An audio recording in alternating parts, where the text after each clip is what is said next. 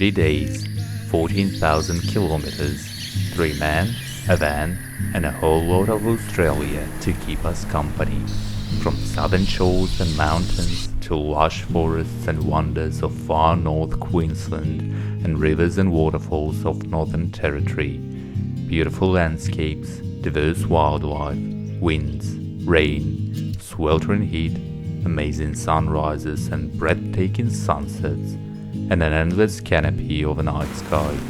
Everything was in abundance. In our previous episode, we covered the road from Melbourne to Eden, so check the link in the description if you're interested. Even though for us, Eden is just a very convenient stop on our way when we travel on the coast, there is more to the town than that.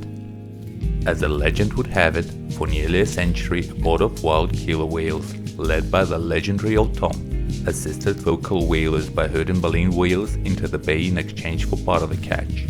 Today, you can see Old Tom's skeleton in the Eden Killer Whale Museum, but our plans did not include any museum visits or local sightseeing.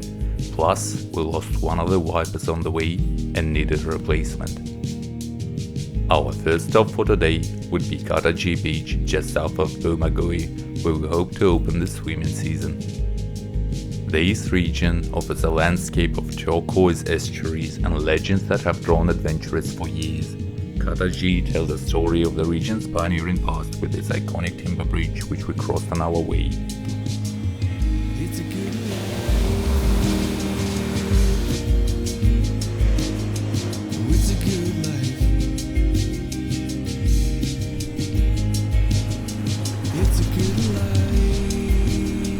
Last time when we stopped here in 2019, we were welcomed by a pod of dolphins cruising up and down the coast at sunrise.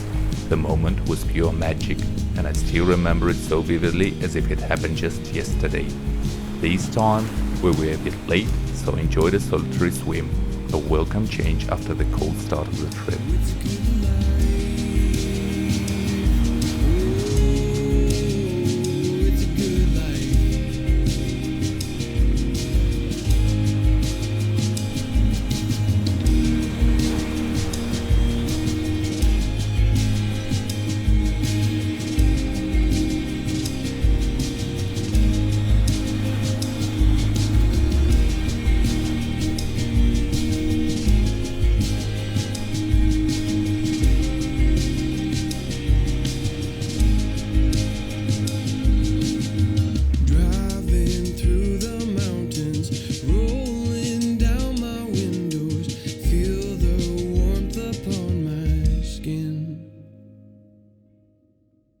Bermagui became an international mecca for big game fishing in the 1930s after American author Zane Grey popularized its waters.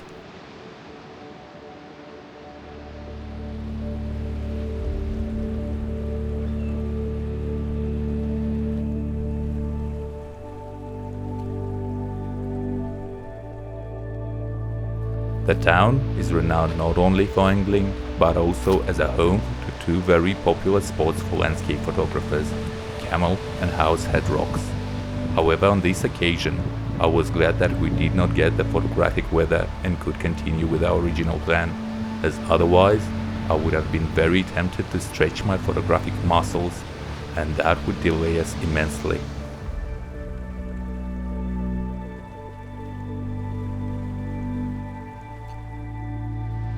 Just look at the color of water here. It's called Sapphire Coast for a reason. After fully enjoying ourselves, we continued on our road and stopped at Kiama.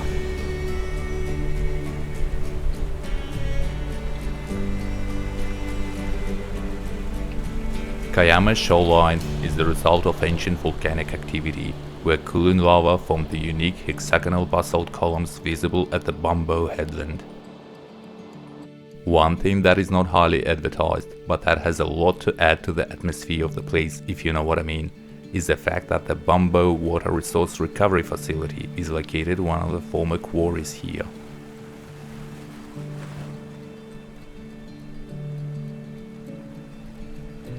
And the town's most famous resident and main photographic highlight, The Kiama blowhole can spray seawater over 20 meters into the air when the swell is right. It was calm on the day and we did not plan to wait for the right conditions. As it was getting late, so we got back into the van to continue on our way to Blue Mountains, which we reached after dark. This seems like a recurrent theme with this trip already. The Blue Mountains are a rugged million-hectare labyrinth of sandstone plateaus, deep gorges, and temperate rainforests, which is a pain to navigate at night, taking the usual precautions not to harm anyone in the process.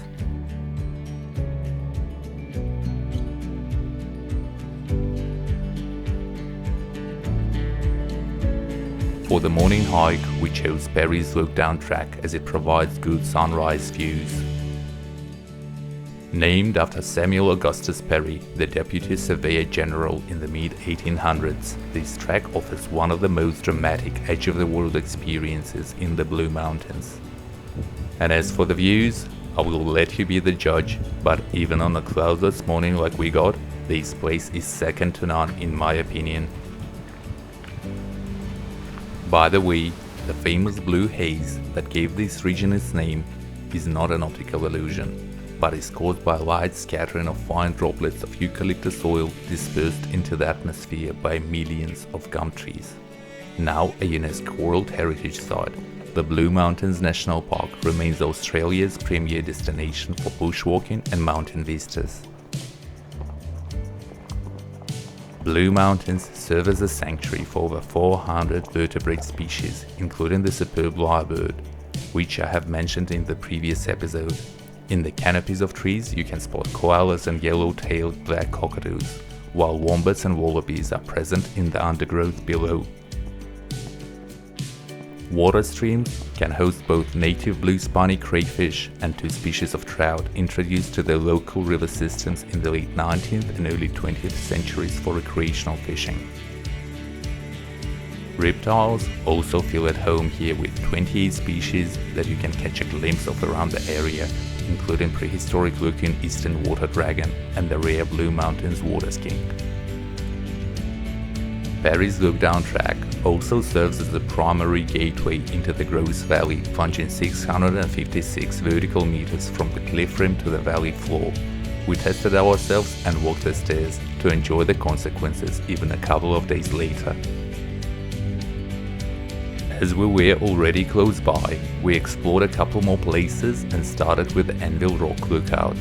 Anvil Rock is a weathered sandstone formation that offers a rare 360-degree panorama of the Gross Valley. It gets its name from a large rock at the summit that naturally resembles a blacksmith's anvil. And is getting better, as there is a literal anvil.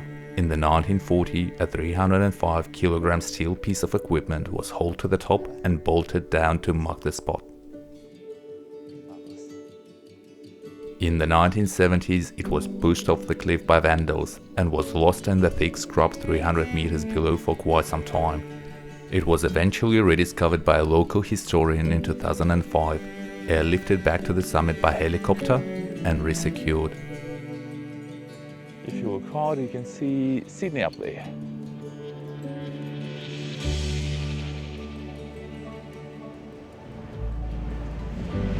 Quite windy.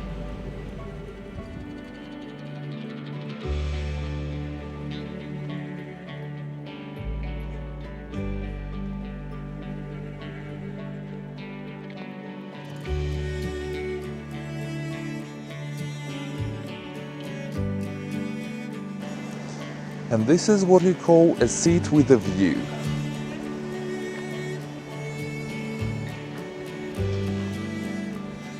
With a view to die for, actually.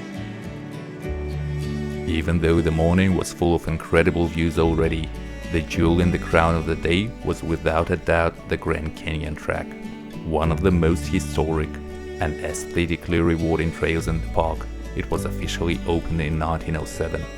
It was a masterpiece of early engineering, designed to allow Victorian-era tourists to descend into the bowels of the earth without the need of climbing gear. The track winds through verdant rainforests of tree ferns and mossy coachwood trees, following the path of Greaves Creek. Along the way, you would encounter the Rotunda, a massive sandstone overhang that served as a natural amphitheater for early explorers.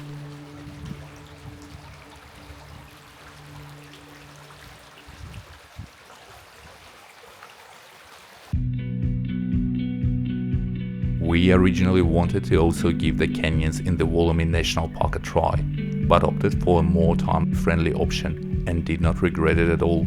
However, if you are after a more secluded in nature experience, I would really encourage you to consider it, as Blue Mountains area in general is very popular with tourists, and Grand Canyon Track is even more so.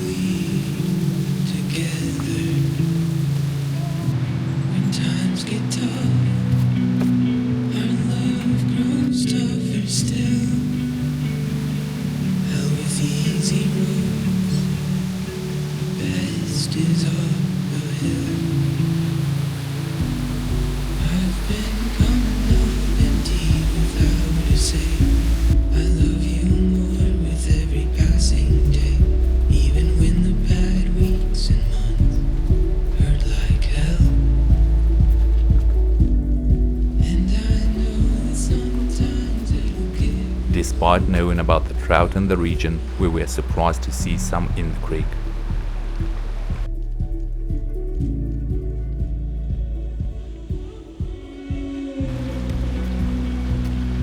The track features hand-chiseled steps and stepping stones that have survived over a century of floods and weathering. They were designed to feel hidden, following the natural contours of the creek so closely that you often feel as a part of the stream itself.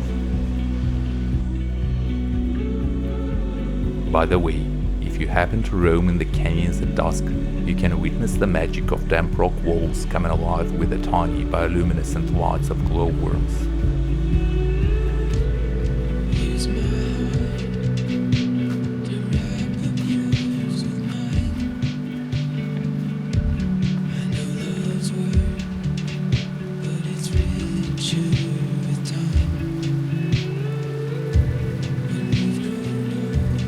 Judging by the looks of it, the Eastwater Dragon did not feel like chatting to us.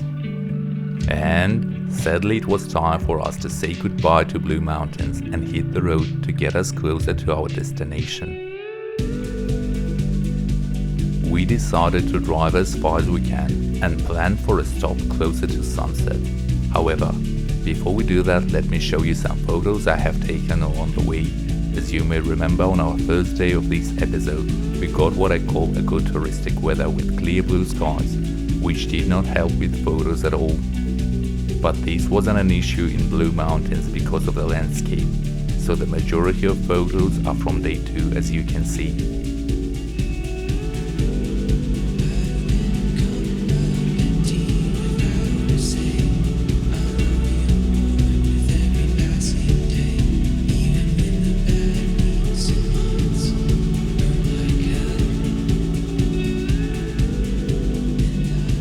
Our travel plan did not work in its entirety, and we reached our camping spot in the night. And if you'd like to follow this journey, please consider subscribing to the channel. This means the world to me. And if you're interested in other episodes of the series, you can find links in the end screen or in the description.